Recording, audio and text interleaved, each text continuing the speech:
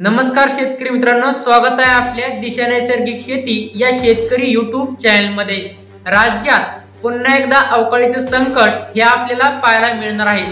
तो पाऊस कोणत्या विभागात पडणार आहे याचा सविस्तर अंदाज आपण ह्या व्हिडिओच्या माध्यमातून पाहणार आहोत। तर हा व्हिडिओ शेवटपर्यंत नक्की पहा आणि आपल्या चॅनलला सबस्क्राइब करून शेजारी बेल आयकॉन आहे त्याला नक्की प्रेस करा।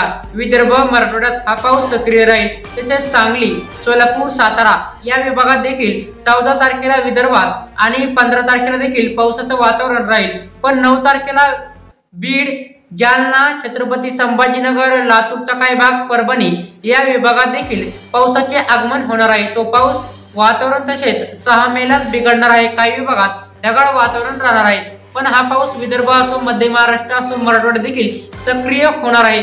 या पावसात विजांचा कडकडाट राहणार आहे, काही ठिकाणी गारपीट देखील होणार आहे। सविस्तर आढावा आपण पुढच्या व्हिडिओमध्ये पाहणार आहोत। त्यांची जिल्ह्यांची नावे देखील यादी करून कोणत्या जिल्ह्यात कसा प्रभाव टाकणार आहे, कोणत्या जिल्ह्यात किती तारखेला पाऊस प्रवेश करणार आहे, सगळे अपडेट आपण येणाऱ्या व्हिडिओमध्ये पाहणार आहोत। त्यासाठी धन्यवाद।